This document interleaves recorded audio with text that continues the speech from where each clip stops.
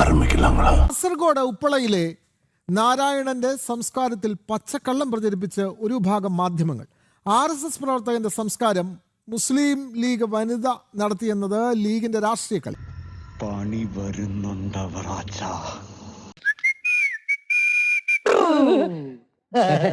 അലിയ എന്റെ ആംബുലൻസിൽ കയറണം. ഒരു ദിവസം മോനെ ആംബുലൻസ് കിടത്തി കൊണ്ടുപോകണമെന്നാണ് അളിയന്റെ ആഗ്രഹം. പക്ഷെ ഇന്ന് അളിയനൊരു ട്രിപ്പ് ഉണ്ട്. മോർച്ചറിന്ന് ഒരു അനാഥ ശവം ചുടുകാട്ടിക്കൊണ്ടുപോയി ദഹിപ്പിക്കാനുണ്ട്. വയസ്സ് 85. ഞാനിതുവരെ മോർച്ചറി കണ്ടിട്ടില്ല. അപ്പഴ അവന്റെ ഒരു ആഗ്രഹം. എടി ആലീസേ, ഇതിനെ എടുത്തോണ്ട് പോ. നിന്റെ അനിയനെ കണ്ട് പേടിക്കും.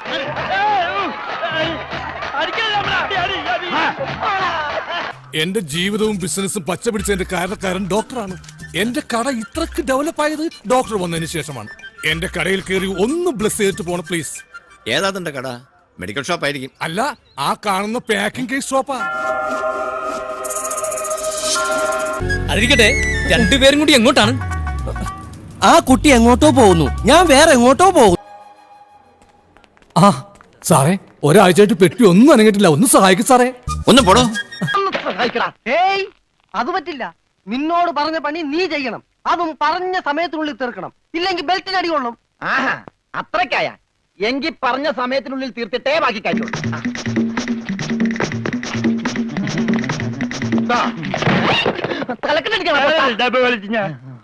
പെട്ടെന്ന് തീർത്താൽ ഉടനെ അടുത്ത പണി തരാം. ഗ്രേറ്റ് മാൻ. ഇത്ര പെട്ടെന്ന് അങ്ങനെ കയറ്റി അയക്കുമെന്ന് ഞാൻ വിചാരിച്ചില്ല. Thank you sir, thank you. വെറും ഒരു പണിക്കാരനായി എന്നെ പോലും പിരിഞ്ഞിരിക്കാൻ പറ്റാത്ത മുതലാളിക്ക് സ്വന്തം അനന്തരവരെ പിരിഞ്ഞിരിക്കാൻ പറ്റും മുതലാളി. ഓഹോ, നിന്നെ പിരിഞ്ഞിരുന്നാലും ഇയാൾക്ക് വേദനിക്കുമല്ലേ? എന്നാ നീ ഇവിടെ നിൽക്ക്. ഏയ് അയ്യോ, അത് വേണ്ട. എനിക്ക് മുതലാളിനെ പിരിഞ്ഞിരിക്കാൻ പറ്റില്ല. സാരമില്ല രമണ, നിന്നെ പിരിയുന്ന ദുഃഖം ഈ മുതലാളി സഹിച്ചോളാം. മുതലാളി സാബ്, ഞാൻ ബോട്ടും കൊണ്ട് പോകുന്നേ ഉള്ളൂ. എന്റെ ജീവനും ജീവന്റെ ജീവനും ഇവിടെയാണ്. ഞാനിതെങ്ങനെ സഹിക്കും?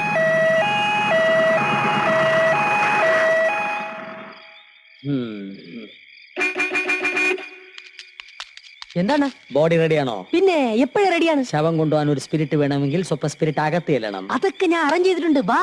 ഓക്കെ ഫ്രണ്ട്സ്, ചൂടുകാട്ടി ചിതയൊക്കെ റെഡിയാണല്ലോ. ഡെഡ് ബോഡി വേണം നാട്ടിൽ കൊണ്ടുപോകാം. എന്റെ വണ്ടിയിലേ ഇരിക്കുന്നത്. വലിയ തുക ഒന്നും ആകത്തില്ല, ഒരു 10,000 രൂപയാവും. അവിടെ പിന്നെ ആരുമില്ല. ആകെ ഞാനൊരു അമ്മാവ് മാത്രമേ ഉള്ളൂ. 6 വർഷം മുമ്പ് നാട് വിട്ടു പോന്നവനാ. ആര്, നിങ്ങളോ? അല്ല, ഒരു ഗുണവും ഇല്ലാത്തവനാ. അപ്പൊ പിന്നെ ചത്തതാ നല്ലത്. പത്രത്തിൽ ഫോട്ടം കണ്ടപ്പോ വന്നെന്ന് മാത്രം.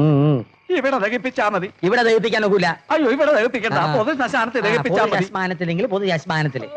വേഗം വാടിയിരുന്ന് വണ്ടി കയറ്റേ. പോ.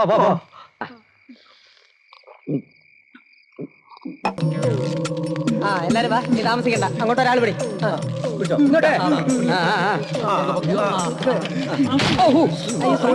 ശവത്തിനെ നോക്കി കൊണ്ടിക്കോട്ടോ ശവമേ. അറിയാതെ അമ്മലെ പൊയ്യോ. സ്ട്രെച്ചർ ബോഡി വെക്ക്.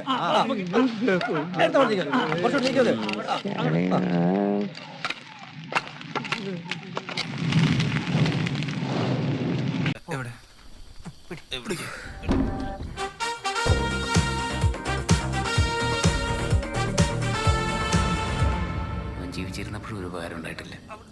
ചത്തപ്പോഴെങ്കിലും ഉണ്ടാവട്ടെ.